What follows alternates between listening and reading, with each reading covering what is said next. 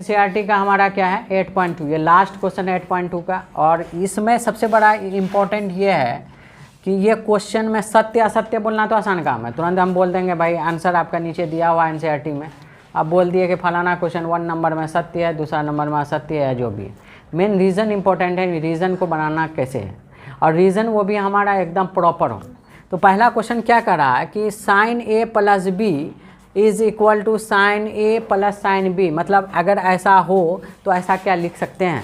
हाँ, लेकिन लिख सकते थे। एक चीज़ हमको पता था कि इस पर अगर हम देखें कौन सा चीज़ अलजबरा में देखें, अलजबरा में अगर x रहता था तो अगर ये 2 + y था तो हम इसको लिख सकते थे कि x को 2 से गुना कर देते थे और x को y से गुना कर रहे थे, ठीक है। लेकिन यहाँ पे कहा कि क्या ट्रिग्नोमेट्री में ऐसा लिख सकते हैं, ठीक है। अगर ऐसा लिख सकते हैं तो इसका मतलब है LHS बराबर हमेशा RHS या RHS को LHS कर सकते हैं। तो अब यह एक बात बताओ, यहाँ पे एंगल क्या है 2 है, तो हम कोई एंगल्स ले लेते हैं, ठीक है। मान लो कि एंगल का मान हम चेक करते हैं सत्य है क्या असत्य क्या है। एंगल का मान 2 अलग अलग ले लो, ठीक है। तो क्या ले लें, एक ले लें 30 और एक ले लें 60, 2 एंगल ले लिए। तो अब LHS देखोगे तो हमारा क्या आ रहा है साइन A प्लस बी। तो साइन A प्लस बी को हम क्या लिख सकते हैं 30 + 60, तो कितना होगा साइन 90, और साइन 90 का मान कितना होता है 1 होता है। RHS अगर देखें, RHS की अगर हम बात करें RHS, तो हमारे पास क्या है sine A plus sine B, यानी A के जगह हमको क्या रखना है साइन 30 और B के जगह क्या रखना है साइन 60। तो साइन 30 का वैल्यू क्या होता है साइन 30 मतलब P/H, 30 के लिए P का होता है 1, H का होता है 2, तो 1/2। साइन 60 बराबर B/H, 60 के लिए B क्या है, 60 के लिए जो B है वो हो गया 60 के लिए P √3 होता है, तो B क्या हो गया 1, यही होता है ना ये, और H क्या होता है 2, √3/2, ठीक है। क्योंकि 60 के लिए P है तो P तो √3 होगा और H क्या 2 है। तो ये जब कैलकुलेट करोगे तो क्या होगा 1 + √3/2 जो, तो यहाँ पे हमको क्या मिला LHS बराबर RHS मिला नहीं मिला। तो इसका मतलब है इस एंगल पर तो ये पॉसिबल नहीं है, ये काम हम नहीं कर सकते। देखते हैं कि क्या कोई एंगल पे ऐसा किया जा सकता है क्या, देखते हैं, ठीक है। अगर हम, ठीक है, इसका एक्सप्लेनेशन थोड़ा बड़ा करेंगे। देखो एक तो हम ये एंगल पर बात कर लिए, ठीक है, इसको मिटा दें, इस पर तो क्या हो गया फॉल्स हो गया ना, ठीक है, तो इस पे भी फॉल्स हो गया। अब हम एंगल लें दूसरा वाला, ठीक है, दूसरा एंगल ले लेते हैं। तो मान लो 0 डिग्री और 90 ले लेते हैं, ठीक है, 0 डिग्री 90 ले लेते हैं। तो 0 डिग्री 90 लेंगे तो 0 प्लस यहाँ क्या होगा 90 लिखा जाएगा, और यहाँ क्या होगा साइन 90, और साइन 90 का मान कितना होता है 1 होता है। अब यहाँ पे अगर 0 रखोगे, यहाँ 0 रख दिया और यहाँ क्या रखे 90 रखे, तो यहाँ पे क्या क्या हो सकता है साइन 0 बराबर 0 और 90 बराबर 1, तो ये क्या हो जाएगा 1 हो जाएगा। तो इसका मतलब है यहाँ पे LHS बराबर क्या हो रहा RHS हो रहा है, ठीक है। अब ये बात बताओ, अक्सर एक्चुअली में NCERT में यही दिक्कत है कि दे तो दिया है लेकिन हर एंगल पर सोच के आंसर नहीं लिखा है। अब देखो यहाँ पे अगर हम असत्य इसके हिसाब से बोलेंगे 30 और 60 के हिसाब से, लेकिन ये तो सत्य हो रहा है 0 और 90 के साथ, और कहीं ये नहीं लिखा है कि आपको A0 नहीं लेना है। अगर ये बात लिख देता तब तो सही था, ठीक है। तो अब ये बताओ 0 और 90 पे ये वाला बात तो लिखा जा सकता है, यानी अगर A अगर 0 रखें और B के जगह 90 रखें तो इस तरीके से हम तोड़ सकते हैं, यानी साइन A प्लस B को हम sine A plus sine B लिख सकते हैं, अगर जब हम A का मान 0 देंगे और B का मान 90 देंगे। उसी प्रकार हम एक और एंगल देखें, ठीक है। लेकिन यहाँ पे देखो दोनों एंगल अलग लेना है, तो सेम एंगल तो लेना नहीं है। 45 पॉसिबल है नहीं है, जब 30-60 में नहीं हुआ 60-30 में भी देख के कोई फायदा नहीं है, ठीक है। और कोई एंगल मैच कर रहा है 0-90 नहीं हुआ, और कोई एंगल मैच कर रहा है नहीं कर रहा। तो इसका मतलब है कि क्वेश्चन अगर आपका NCERT आंसर दिया होगा तो वो क्या होगा ऐसा ही देखा होगा, 0 और 30 और 60 पे चेक किया होगा और बोल दिया होगा सत्य। आंसर क्या होगा असत्य होगा आपका। लेकिन क्या हमेशा असत्य होगा नहीं हो, 0-90 पर सत्य होगा। लेकिन इसमें अगर एक ठो बात ऐसा लिख जाता, ये कभी भी आपको 0 नहीं लेना है, तब फिर यह असत्य लिखने में हमको अच्छा होता है। ठीक है, तो इसीलिए देखो टीचर का यही काम है, एक्सप्लेनेशन करना है, तो इसका उत्तर क्या हो जाएगा, असत्य हो जाएगा। ठीक है, अगर ये कंडीशन लिख दिए, अगर यही एग्ज़ाम में अगर हम लिखते, अगर मेरा एग्ज़ाम होता तो हम अगर ये चीज़ नहीं लिखते तो हम इस क्वेश्चन को सत्य बोलते। हाँ, अगर इसी में बोल देता कि हमेशा होगा तो हमेशा नहीं होगा, सम टाइम हो सकता है।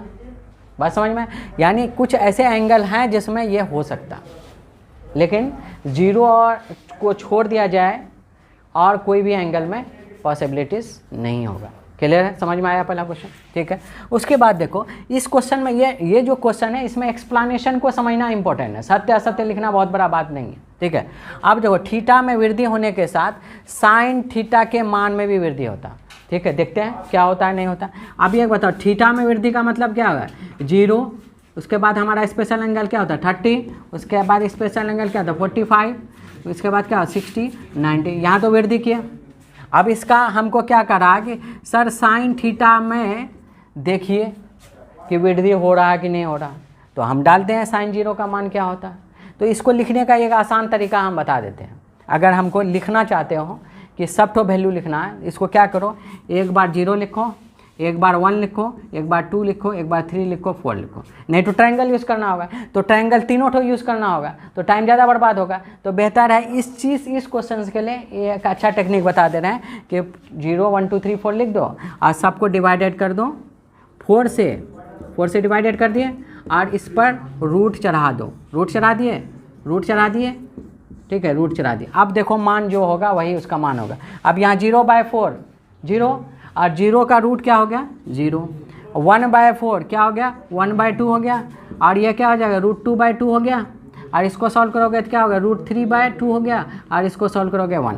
अब ये बताओ 0 से बढ़ के हाफ हुआ और हाफ से बढ़ करके क्या हो गया √2/2 हो गया। क्यों, क्योंकि √2 का वैल्यू क्या था 1.414, 1.414 को डिवाइड करोगे तो 0.5 से देव अभी है आ रहा।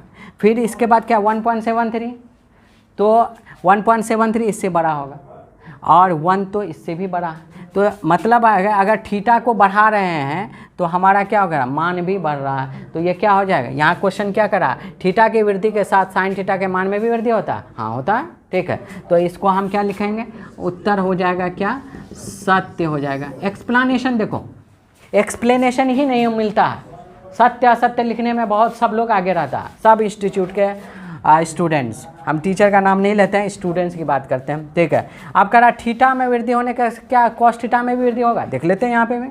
थीटा में वृद्धि होने से 0 और क्या होगा 30, 45 और 60 और क्या होगा 90 लिख लिए। अब हम देखेंगे कि कॉस थीटा में क्या होता है। कॉस थीटा निकालने के लिए जस्ट इसको उल्टा कर दो, इसको हम लिखेंगे 4 3 2 1 0 लिख दिए। अब इसको 4 से डिवाइड कर दिए, 4 से डिवाइड कर दिए, 4 से डिवाइड कर दिए, 4 से डिवाइड कर दिए। अब इस पर रूट चढ़ा दिए। ठीक है, रूट चढ़ा दिए, रूट चढ़ा दिए, रूट चढ़ा दिए, रूट चढ़ा दिए। अब इसका वैल्यू निकालो, क्या हो रहा है 1, इसका वैल्यू क्या होगा √3/2, इसका वैल्यू क्या होगा √2/2, इसका वैल्यू क्या 1/2, इसका वैल्यू क्या होगा 0 आएगा। देखो अगर कॉस थीटा में बात करो तो कॉस थीटा में 1 से √3/2 बढ़ रहा है और √2 उससे भी बढ़ रहा है, यहाँ 0.5 आ रहा है और यहाँ क्या आ रहा है। अब ये तो बढ़ रहा है कि घट रहा है ये बताओ ना। 1 अगर देखो √3/2 को डिवाइड करोगे, √3 का वैल्यू होता है 1.732 को डिवाइड करोगे तो वो पॉइंट में कुछ आएगा, और उससे भी छोटा वैल्यू ये आएगा क्योंकि √2 1.41 होता है, ये 1.41 को 2 भाग में बांटोगे तो हमारा आएगा क्या, इससे भी कम वैल्यू आएगा। इससे भी कम वैल्यू कितना होगा 0.5 होगा, उससे भी कम वैल्यू क्या है 0 होगा। तो ये क्या कर रहा है, थीटा में वृद्धि होने के साथ कॉस थीटा के मान में भी वृद्धि होता है, ये तो गलत हो गया। तो थीटा में वृद्धि होने के साथ साथ सिर्फ साइन थीटा के मान में वृद्धि होता है, लेकिन कॉस थीटा के मान में क्या होता है घटता है।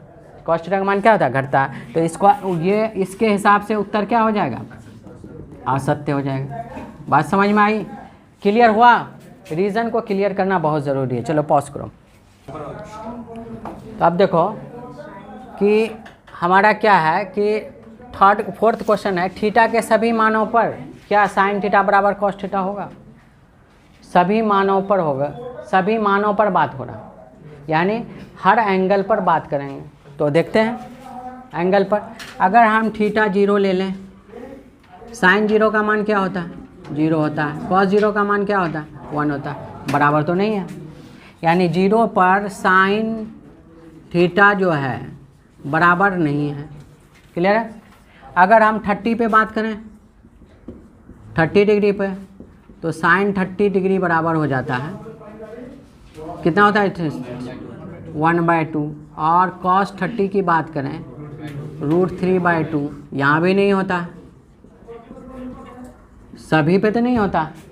ठीक है, देखते हैं कहीं बराबर हो जाता है क्या है। उसके बाद 30 थीटा बराबर 45 लेते हैं, तो साइन 45 डिग्री बराबर 1/√2, कॉस 45 डिग्री 1/√2,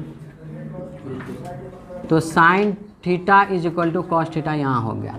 उसके बाद हम और एंगल हमारे पास है 60, साइन 60 √3/2, कॉस 60 1/2, यहाँ भी नहीं बराबर हो गया। अब बात करते हैं 90 पे, थीटा बराबर 90 अगर ले, तो साइन 90 बराबर 1, कॉस 90 बराबर क्या हो जा रहा है? 0। तो यहाँ भी sine theta is equal not equal to cos theta. तो इसका मतलब यहाँ क्वेश्चन क्या है? सभी मानों पर, सभी मानों पर कहना गलत है, लेकिन कुछ मानों पर बोलता तो सत्य हो जाता। तो इसीलिए इसका उत्तर क्या हो जाएगा? इसका उत्तर जो हो जाएगा असत्य हो जाएगा। इसी क्वेश्चन को ऐसा घुमा सकता था, कहता कि कौन सा एंगल पर साइन और कॉस बराबर होता है? भाई है 45 डिग्री पर, पूछता ऑब्जेक्टिव में, आपको बताएगा कि कौन सा एंगल पर साइन और कॉस बराबर होता है, नीचे लिखो 45, और कोई एंगल पर बराबर होता है? नहीं होता है, अब तक का हमारे पास जितना एंगल नॉलेज है। उसी तरीके से सेकंड क्वेश्चन है कि ए अगर 0 डिग्री रखें तो कॉट ए जो है परिभाषित नहीं है, ये इसका कहना है।